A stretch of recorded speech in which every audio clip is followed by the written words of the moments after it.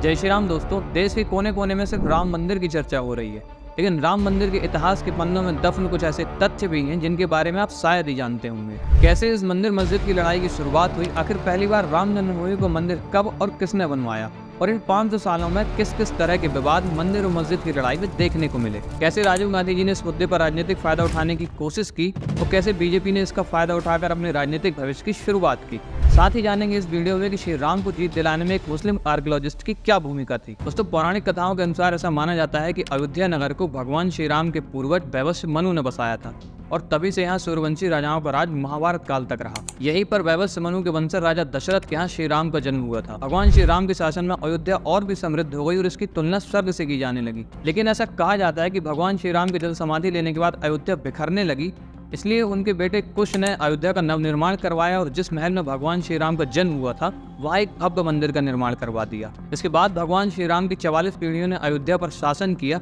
सूर्यवंश के अंतिम राजा बृहद्दल थे, जिनकी मृत्यु के बाद भगवान श्री राम के मंदिर और अयोध्या की हालत काफी खराब हो गई। इस खराब पड़ी अयोध्या को 1000 ईसा पूर्व में उज्जैन के सम्राट राजा विक्रमादित्य ने फिर से बनवाया और मंदिर को पहले से भी बड़ा और सुंदर बनवा दिया। आर्कियोलॉजिकल सर्वे ऑफ इंडिया को 2003 के सर्वे में जो मंदिर के 84 पिलर्स मिले थे, ऐसा माना जाता है कि वो पिलर राजा विक्रमादित्य के द्वारा बनवाए गए मंदिर के ही थे। राजा विक्रमादित्य के बाद शुंग वंश के संस्थापक पुष्यमित्र शुंग ने भी मंदिर में सुधार कार्य करवाए। फिर समय बीता और भारत में मुस्लिम आक्रमणों का दौर चालू हो गया, लेकिन इसके बाद भी 1526 तक राम मंदिर इन मुस्लिम शासकों से सुरक्षित रहा। फिर 1526 में बाबर इब्राहिम लोदी को हराकर भारत का सुल्तान बन गया और 1528 में बाबर के आदेश पर मीर बाकी ने अयोध्या पर आक्रमण किया। दोस्तों, यही वो समय है जब मीर बाकी ने हजारों साल पुराने राम मंदिर को तोड़कर एक मस्जिद बनवाई, जिसका नाम उसने बाबर के नाम पर बाबरी मस्जिद रखा। साल 1598 में अबुल फजल अपनी किताब अकबरनामा में जिक्र करते हैं कि जिस स्थान पर मीर बाकी ने मस्जिद बनवाई है, पिछले कई सालों से हिंदू वहाँ पूजा करते आ रहे हैं। इस बात की सबसे महत्वपूर्ण जानकारी देते हुए हिंदी के जाने माने कवि गोस्वामी तुलसीदास जी लिखते हैं, राम जन्म मही मंदिर ही तोरी मसीत बनाए, जवां बहुत हिंदू हते तुलसी की निहाय। जिसका अर्थ है राम मंदिर को नष्ट करके उन्होंने एक मस्जिद बनवाई, साथ ही उन्होंने तेज गति से हिंदुओं की हत्या की। ये सोचकर तुलसीदास जी दुखी हुए। इसी प्रकार दूसरे दोहे में तुलसीदास जी लिखते हैं, दलियो मीर बांकी अवध मंदिर राम समाज, तुलसी रोवत हृदय हति त्राहि त्राहि रघुराज। मतलब मीर बांकी ने मंदिर तथा राम समाज, बेसिकली राम दरबार की मूर्तियों को नष्ट किया।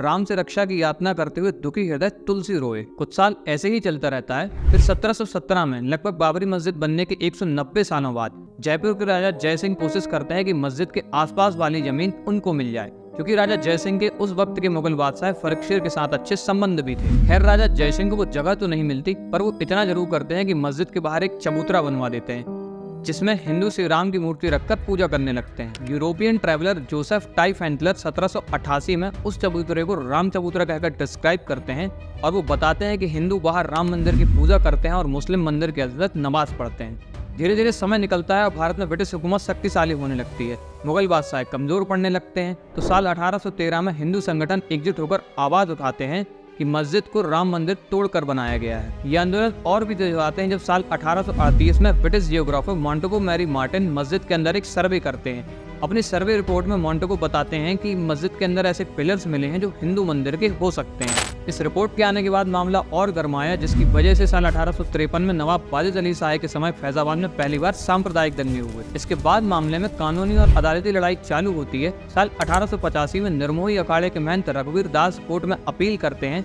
कि हिंदुओं को राम चबूतरे पर राम मंदिर बनाने की अनुमति दी जाए। 1 नवंबर 1986 को इस केस का जजमेंट आया और डिस्ट्रिक्ट जज ने कहा कि जिस स्थान को हिंदू पवित्र मानते हैं वहाँ मस्जिद बनाना दुर्भाग्यपूर्ण है, लेकिन मामला 356 साल पहले का है, तो समाधान के लिए काफी देर हो गई है। निर्मोही अखाड़े को मंदिर बनाने की अनुमति नहीं दी जाती और कोर्ट ये तर्क देता है कि मंदिर में होने वाली पूजा और घंटियों की आवाज से सांप्रदायिक तनाव और बढ़ सकता है। इसके बाद साल 1934 में बकरीद के दिन गौहत्या को लेकर सांप्रदायिक दंगे हुए, जिसमें मस्जिद की एक दीवार गिर गई। बाद में अंग्रेजों द्वारा उस दीवार को फिर से बनवा दिया गया, लेकिन मस्जिद लोगों के लिए बंद कर दी गई और मुस्लिम सिर्फ अब शुक्रवार को ही मस्जिद के अंदर जा सकते थे। दोस्तों, ये वो दौर था जब भारत में ब्रिटिश हुकूमत का राज था। लोग अपनी आज़ादी की लड़ाई के साथ साथ मंदिर के लिए भी लड़ाई लड़ रहे थे। फिर आए साल 1947 में देश आज़ाद हो गया और लोगों की राम मंदिर को लेकर उम्मीदें और भी बढ़ गई। इस बीच 23 दिसंबर 1949 को मस्जिद के अंदर से घंटियों और आरतियों की आवाज़ सुनाई देती है। धीरे धीरे काफी भीड़ जमा हो जाती है और लोगों को पता चलता है कि मस्जिद के मेन गुम्बद के नीचे श्री राम प्रकट हुए हैं। मामले को गर्माता देख डीएम-केके के नायर भी मौके पर पहुंच जाते हैं और राज्य सरकार उन्हें आदेश देती है कि मूर्ति को बाहर निकालकर स्थिति पहले जैसी की जाए। केके नायर ये कहते हुए ऐसा करने से मना कर देते हैं कि कोई भी पुजारी मूर्ति हटाने के लिए तैयार नहीं होगा, फिर भी वो ऐसा करेंगे तो भीड़ आक्रामक हो जाएगी, जिसके परिणाम काफी बुरे हो सकते हैं। स्थिति इतना गंभीर हो जाती है कि उस वक्त के प्रधानमंत्री जवाहरलाल नेहरू मामले में दखल देते हुए केके नायर के ऊपर दबाव बनाते हैं कि मूर्ति को किसी भी हाल में मस्जिद के बाहर निकालकर स्थिति को पहले जैसा किया जाए। लेकिन केके नायर ऐसा नहीं करते, उल्टा अपना इस्तीफा सरकार को भेजते हुए सलाह देते हैं कि मूर्ति को मस्जिद से हटाने के बजाय वहां एक जालीनुमा गेट लगा दिया जाए। नेहरू जी को भी ये सलाह पसंद आती है और वे केके नायर का इस्तीफा मंजूर नहीं करते। लेकिन अयोध्या कोतवाली के इंचार्ज रामदेव दुबे इस घटना पर एक मुकदमा दायर करते हैं। कुछ समय बाद रामदेव दुबे अपनी जांच में बताते हैं कि 23 दिसंबर की रात को मूर्तियां अपने आप प्रकट नहीं हुई थी, बल्कि दिगंबर अखाड़े के महंत रघुवीर दास और उनके साथियों ने मूर्तियां अंदर रख दी थी। जनवरी 1950 में इस मामले की सुनवाई करते हुए कोर्ट मस्जिद को हमेशा हमेशा के लिए बंद कर देता है। यही वो समय था जब मस्जिद में नमाज हमेशा हमेशा के लिए बंद हो जाती है। लेकिन हिंदू महासभा के वकील गोपाल सिंह विशारद कोर्ट में अपील करता है कि श्री रामलला भूखे हैं, उन्हें मंदिर में पूजा करने और भोग लगाने की अनुमति दी जाए। उनकी अपील को मानते हुए कोर्ट एक पुजारी को रोजाना भोग लगाने की परमिशन दे देता है और यही वो समय था जब कोर्ट पहली बार मस्जिद परिसर को विवादित ढांचा शब्द कहकर डिस्क्राइब करता है। दोस्तों सोचिए, यदि उस वक्त केके नायर सरकार की बात मानकर मूर्तियां हटा देते तो हो सकता है कि मस्जिद कभी बंद ना होती और हिंदुओं का पक्ष और कमजोर हो जाता। खैर, मूर्तियां मिलने के 10 साल बाद साल 1959 में निर्मोही अखाड़े ने तीसरा मामला लगाया और मंदिर में पूजा करने और प्रबंधन से संबंधित सारे अधिकार उन्हें देने की मांग की। इसके ठीक 2 साल बाद साल 1961 में सुन्नी वक्फ बोर्ड और 9 स्थानीय मुसलमानों ने कोर्ट में चौथा मामला लगाया और न केवल मस्जिद बल्कि अगल बगल की जमीन पर भी उनका अधिकार होने का दावा किया। जिला अदालत इन चारों मुकदमों को मर्ज करके लगभग 2 दशकों तक एक सामान्य मुकदमे की तरह सुनवाई करता है। लेकिन 80 के दशक में रामानंद सागर की रामायण प्रचारित होने और रामलला हम आएंगे मंदिर वही बनाएंगे जैसे नारों से पूरा भारत राममय हो जाता है और इस आंदोलन की पूरी दिशा ही बदल जाती है। 80 का दशक ही वो समय था जब मंदिर मस्जिद के नाम पर राजनीति भी तेज हो गई और संघ तथा विश्व हिंदू परिषद की सहायता से बीजेपी ने जनसंघ से अलग होकर अपने राजनीतिक भविष्य की शुरुआत की। 7 अप्रैल को दिल्ली के विज्ञान भवन में धर्म संसद का आयोजन किया गया, जिसमें हिंदुओं के तीनों सबसे प्रमुख आराध्य रामकृष्ण भगवान शिव से जुड़े स्थान काशी, मथुरा और अयोध्या को मुक्त कराने के लिए आंदोलन के प्रस्ताव को रखा गया। लेकिन पहले पूरा जोर अयोध्या को दिया गया क्योंकि काशी और मथुरा में आपसी समझौते से मस्जिद से सटकर मंदिर बन चुके थे। इसलिए तय होता है कि 25 सितंबर को बिहार के सीतामढ़ी से अयोध्या तक एक रथ यात्रा निकाली जाएगी। प्रबल जन समर्थन जुटाती हुई ये यात्रा 31 अक्टूबर को दिल्ली पहुंची, लेकिन इसी दिन प्रधानमंत्री इंदिरा गांधी की हत्या हो जाती है और रथ यात्रा बीच में ही रोकनी पड़ती है। फिर आता है साल 1986 और राम मंदिर आंदोलन की पूरी दिशा ही बदल जाती है जब मुस्लिम महिला साहिबानों के तलाक केस में सुप्रीम कोर्ट साहिबानों के पति से उसे गुजारा भत्ता देने के लिए कहती है तो बहुत सारे मुस्लिम भड़क जाते हैं और वे इसे अपने मजहब के खिलाफ मानते हैं। उस वक्त के प्रधानमंत्री राजीव गांधी जी मुसलमानों को खुश करने के लिए संसद में कानून लाकर सुप्रीम कोर्ट के फैसले को पलट देते हैं। फिर राजीव गांधी के इस कदम से हिंदू नाराज हो जाते हैं, वो इस फैसले को मुस्लिम तुष्टीकरण मानते हैं। तो राजीव गांधी जी हिंदुओं को खुश करने के लिए 1 फरवरी 1986 को फैजाबाद जिला अदालत में वकील उमेश चंद्र पांडे से मस्जिद के ताले खुलवाने के लिए अर्जी डलवाते हैं। घंटे भर के भीतर मामले की सुनवाई हो जाती है और जिला जज के एम पांडे मस्जिद के ताले खुलवाकर वहां पूजा करने की अनुमति दे देते हैं। दूरदर्शन में ये खबर प्रसारित होते ही पूरा देश खुशी से झूम उठता है। लोग मानते हैं कि अब तो मंदिर बन ही जाएगा। मुस्लिम पक्ष मस्जिद को हाथ से निकलता देख 6 फरवरी 1986 को बाबरी मस्जिद एक्शन कमेटी बनाकर मस्जिद बचाने की मुहिम तेज कर देते। इस दौरान भारतीय जनता पार्टी ने महसूस किया कि अब ये राष्ट्रीय राजनीतिक मुद्दा बन गया है और इसका प्रभाव अगले लोकसभा चुनाव में भी पड़ सकता है, तो बीजेपी खुलकर राम मंदिर के समर्थन में आ जाती है। बीजेपी के आते ही बहुत सारे हिंदू संगठन एक्टिव हो जाते हैं जैसे शिवसेना, बजरंग दल और विश्व हिंदू परिषद, जिससे देश में एक अलग ही माहौल बन जाता है। इसी बीच विश्व हिंदू परिषद सारे देश में शिला पूजन यात्रा निकालती है जिसे व्यापक जन समर्थन मिलता है। राम मंदिर शिलान्यास के लिए गांव-गांव से ईंटें जिसमें श्री राम लिखा हुआ था अयोध्या पहुंचती हैं। संगठन के लोग अब सरकार से मांग करते हैं कि हमें मंदिर बनाने के लिए शिलान्यास करने की अनुमति दे दी जाए। सरकार के ऊपर दबाव बनता है और 9 नवंबर को सरकार मस्जिद से 200 फीट दूर शिलान्यास करने की अनुमति दे देती है। इस बीच हुए लोकसभा चुनाव में कांग्रेस चुनाव हार जाती है, लेकिन बीजेपी को राम मंदिर मुद्दे का भरपूर फायदा मिलता है। 1984 में 2 सीटों पर सिमटी बीजेपी को 1989 में 85 सीटें मिलती और बीपी सिंह की जनता दल पार्टी बीजेपी और वामपंथी दलों के समर्थन से सरकार बनाती है जिसमें बीपी सिंह प्रधानमंत्री बनते हैं। इस बीच 4 वामपंथी इतिहासकार सूरज भान, अतर अली, RS शर्मा और DN झा राम जन्मभूमि बाबरी मस्जिद पर अपनी report a historian to the nation सरकार को सौंपते हैं और बताते हैं कि मस्जिद सपाट मैदान पर बनी है, इसके नीचे मंदिर का कोई ढांचा नहीं है। इस रिपोर्ट के जवाब में ASI के मेंबर KK मोहम्मद, जो खुद एक मुस्लिम है, पहली बार पूरी दुनिया के सामने इस बात के सबूत रखते हैं कि मस्जिद मंदिर के ही ऊपर बनी। उन्होंने बताया कि 1976 में BP लाल की अध्यक्षता में की गई खुदाई में उन्हें 12 पिलर्स मिले जो मंदिर के थे। साथ ही मिट्टी की मूर्तियां और ऐसे शिलालेख मिले हैं जो साबित करते हैं कि मस्जिद को मंदिर तोड़कर ही बनाया गया है। इस बात के सामने आते ही मामला फिर गर्मा जाता है और लाल कृष्ण आडवाणी देश भर में माहौल बनाने के लिए 25 सितंबर 1990 को सोमनाथ से एक रथ यात्रा की शुरुआत करते हैं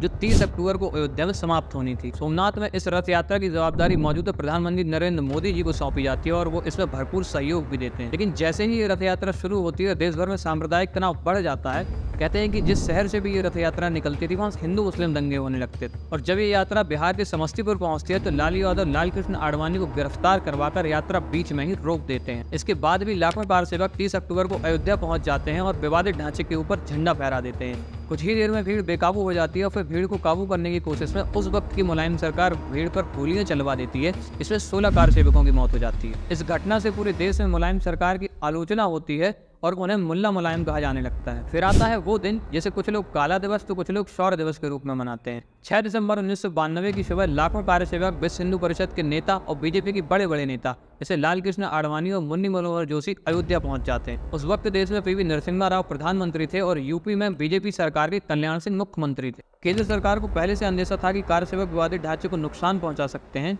इसलिए सरकार सेंट्रल फोर्सेस को भी अयोध्या भेजती है। लेकिन कल्याण सिंह अदालत को भरोसा दिलाते हैं कि वो विवादित ढांचे को नुकसान नहीं होने देंगे और वे सेंट्रल फोर्सेस को डिप्लॉय ही नहीं करते। इसके साथ ही कल्याण सिंह पुलिस को आदेश देते हैं कि भीड़ पर किसी भी हाल में गोली न चलाएं। इसके बाद होता वही है जिसका अंदेशा था। भीड़ आक्रामक होकर ढांचे पर चढ़ जाती है और दोपहर करीब 1:55 पर पहला गुम्मद, इसके ठीक 1.5 घंटे बाद लगभग 3:30 बजे दूसरा गुम्मद गिरा दिया गया और शाम 5 बजे तक तीनों गुम्मद गिरा दिए जाते हैं। इस घटना के 1.5 घंटे बाद यूपी में राष्ट्रपति शासन लगा दिया गया और कल्याण सिंह ने अपने मुख्यमंत्री पद से इस्तीफा दे दिया। इसके बाद देश में जगह जगह सांप्रदायिक दंगे हुए जिसमें लगभग 2000 से भी ज्यादा लोगों ने अपनी जान गंवाई। सबसे ज्यादा दंगे मुंबई में हुए, यहाँ लगभग 900 लोगों ने अपनी जान गंवाई। आने वाले कुछ सालों में मामला शांत रहता है और अदालत में भी कोई सुनवाई नहीं होती।